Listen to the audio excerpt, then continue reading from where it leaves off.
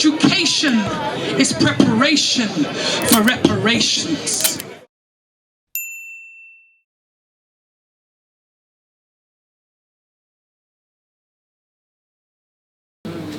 Yeah, good afternoon everyone. Thank you very much for giving us this opportunity to tell you guys about Niger and what Niger is going through right now. I just came here to support Dr. Bilan and Mr. Kader, to be honest. I didn't come with a plan to make any speech. Because everyone has said so many important things that are so educational and which have enlightened, in a way, our knowledge of our history, our background, reparation, and what we are fighting for.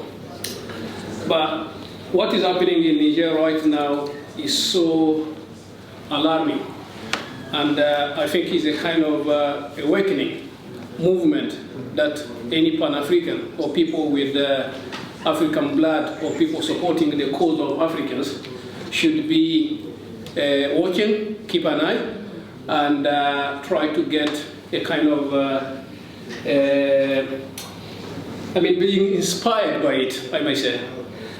Just to add on top of what Kader and Dr. Bilan has just said, if you look at France's attitude towards Africa, and in particular, African French colonies, they look at them with how you say it, like they patronize us in a way. That's how they say it. So, and they're full of contradictory. So I think I'm going to just recall a couple of French presidents' speeches whereby they've made some statements that really reflect the attitude of French, political leaders towards Africans. It wasn't a long time ago. Macron has recently said that the conflict between Azerbaijan and Armenia is not acceptable and has to stop immediately. At the same time, he's supporting a war in Niger, which has been supported and pushed, and French are basically planning to support it militarily as well as intelligence.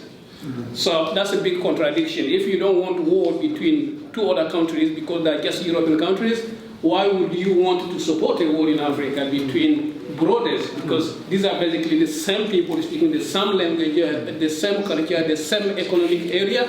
So French is supporting that intervention in Niger so that Bazoum can be brought back into power. Once again, he was saying that the Armenians, you remember very well when he was saying Armenians were, there was a kind of genocide against them by the Turkey. He was saying that that's a kind of history that they're supposed to be celebrating all the time, and the French people are fully backing them in terms of denouncing the genocide. But at the same time, he's asking the African people to forget about colonization. Because he's saying he himself is a kind of generation who has never witnessed colonization. And most of the current African people have never witnessed colonization. Therefore, African people should forget about colonization. Could you see the contradiction and the double standard between that France is particularly doing in Africa? And another intervention that has really, frustrated so many Africans was the one of Sarkozy in Senegal. I don't know if any of you guys have witnessed that.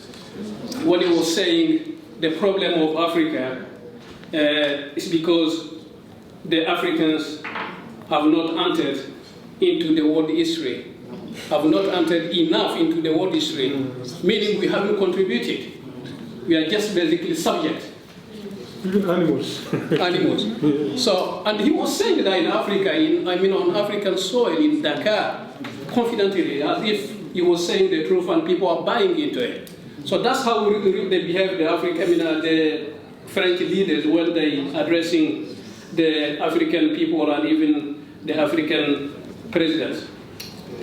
Just to go on, we all know, it wasn't a long time ago, the ISMAR, which is basically the monetary body governing the West African countries, members of the ECOWAS organization, they tried for several years to put in place a common currency, to get rid of like the CFA, the franc CFA, which is basically a historical colonial currency, the Naira in Nigeria, or the cedis in Ghana.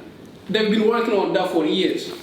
They came to a point where they got a name for that common currency, and let's say that any kind of final steps of finalizing the project, and all of a sudden, because Macron has just realized that this is a project which is about to be implemented successfully, and is going to play against the French economy and influence in Africa.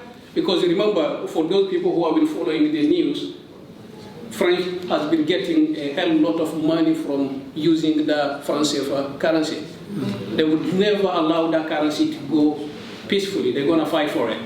So they just, Macron has just basically hijacked the initiative of getting a common currency by working with Ouattara, President Ouattara of Ivory Coast, who is one of the biggest puppets of France in West Africa right now. So just the two of them, they stand on a podium declaring that the currency, the franc CFA, because people have been so much complaining about it, they said they're going to rename the franc CFA to ECO. Yes. ECO, which basically the name, the ISMAR, who let's say the ECOWAS countries are trying to put as a common name for the currency they put in place. That has so frustrated so many African leaders, including former African presidents like Rawlings in Ghana. It's so infuriating. So that's the attitude of France in West Africa. So that's really what is rebelling most of the African people, let's say the current generation, the young people, and the fully educated, I may say, in terms of the strategy or the way or the routes that France is basically using to get his, to maintain his power over our countries, and he still maintain those leaders as puppets for the interest of France. So I think that's all I want to mention to support what you guys have said, and the struggle that we're facing against the terrorism right now. You all know the source. Macron being the leading force in terms of getting rid of Gaddafi in Libya, supported of course by Macron and President Obama. So they got rid of Gaddafi, and that's it. They could not control the after Gaddafi, and that has basically created that terrorism we're facing in the Sahel region now. So basically, it's a kind of terrorism who has been made by human. By France, I may say, supported by some of the Western countries. So if they're honest with what they're saying, that they want to get rid of terrorism, and they're supporting the African countries, which is basically not a support. They're just basically coming to rectify the errors that made. They couldn't do it. Reason why they got fed up of the military presence in Africa and trying to get rid of it in Africa, because they realized that all that they're doing there is to try to get the military power in place so that they can intimidate the local people or the local army not to overthrow those corrupt puppet regimes that they put in place.